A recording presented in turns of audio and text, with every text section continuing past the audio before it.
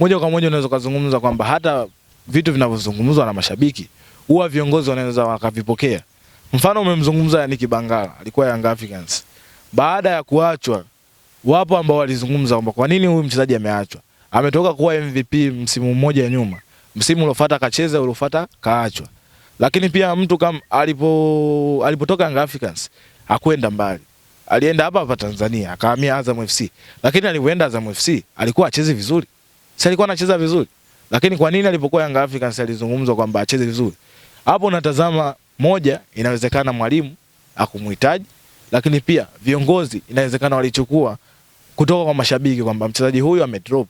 Sasa hizi hatumhitaji kwenye kikosi chetu kulingana na tunavyohitaji kwenda kucheza, hatufai, ndio maana kaachwa.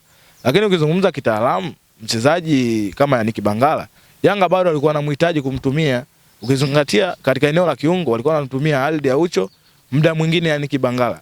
Yannick Bangala alikuwa ni crack. Anaweza kucheza sehemu namba 4, namba 6, kote uko na fit, anacheza vizuri. Mchezaji wa namna hiyo unampata wapi sokoni katika soko la sasa? Kupata mchezaji wa aina yake ni kazi ngumu. Lakini washuhudia Young Africans wanakwenda kumwacha na kwenda Azam FC, anakwenda kucheza kiwango kile kile ambacho alikuwa anacheza Dar es Salaam Young Africans. Kwa upande mwingine unaweza kutazama ni pressure kutoka kwa mashabiki au ni viongozi wanapata ripoti kutoka kwa mwalimu kwamba mchezaji huyu simhitaji kumtumia kulingana na mfumo wangu, hawezi kufiti, nahitaji mchezaji mwingine tofauti na yeye. Au mashabiki wamesema mchezaji huyu bwana, hatujaona kitu, tumepigwa, hatakiwi kuwepo. Inawezekana viongozi wakawa wanachukua hayo na kufanya maamuzi ya kuachana na mchezaji. Lakini mtu kama Chemalon Fondo, wakati anacheza Simba, alikuwa ni mchezaji ambaye ana makosa mengi hata kwa kutazama. Nakumbuka mchezo dhidi ya Sfaxien wa kombe la shirikisho ambao Simba waliweza kushinda mabao 2-1. Anakwenda kufanya kosa ambalo la kurudisha mpira nyuma kwa golikipa, mshambuliaji anawahi mpira na uchukua. Yaani ni makosa ya kawaida kwenye mchezo. Yoyote yule anaweza kufanya kosa kama lile. Lakini baada ya kufanya kosa lile, nini ambacho kilijiri? Pressure kutoka kwa mashabiki ikaanza kuzungumzwa kwamba huyu mchezaji mbona anarudia makosa yale yale kila siku? Basi itakuwa anauza mechi au anafanyaje?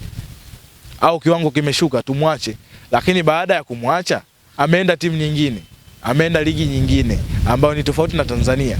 Kiwango amekwenda kuonyesha kiwango kingine kabisa, amekwenda kucheza vizuri. Hii ni nini?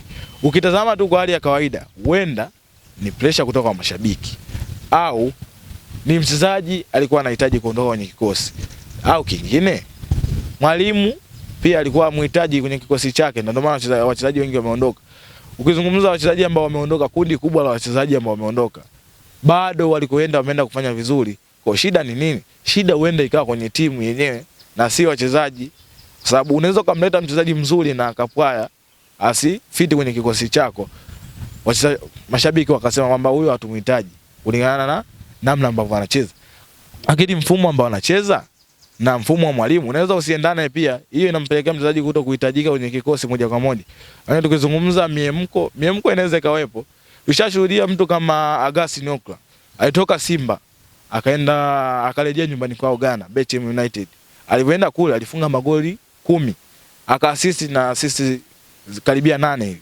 Baada ya hapo dirisha dogo kwenye michuano kama hii ya Mapinduzi ambayo inaendelea, Young Africans wakamtambulisha.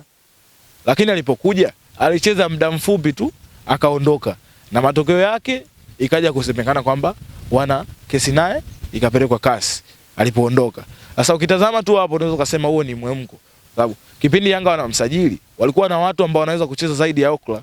Kwa nini walimsajili? Huenda ni kuwaumeza upande wa pili kwamba hawa wameacha mchezaji huyu, lakini sisi tuna uwezo wa kumrudisha kulingana na ubavu tulionao wa kifedha.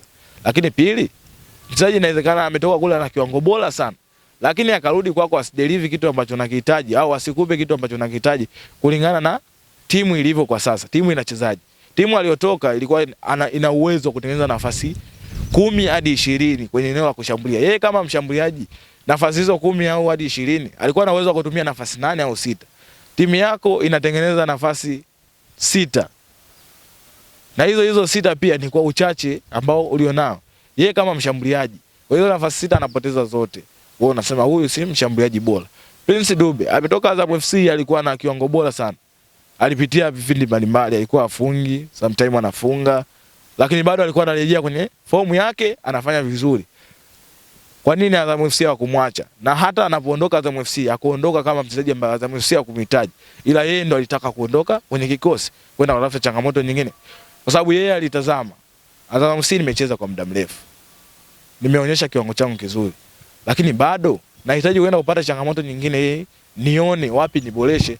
Na ndio maana ameenda kwenye klabu kama Young Africans ambao ina namba kubwa ya wachezaji ambao wanaweza kukupa changamoto kwamba mimi ili nianze inabidi nimpiku labda Andy Boyeli.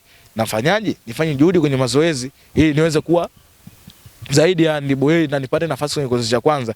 Na yeye Andy Boyeli atajiuliza kwa nini huyu anishinde? Inabidi nifanye juhudi.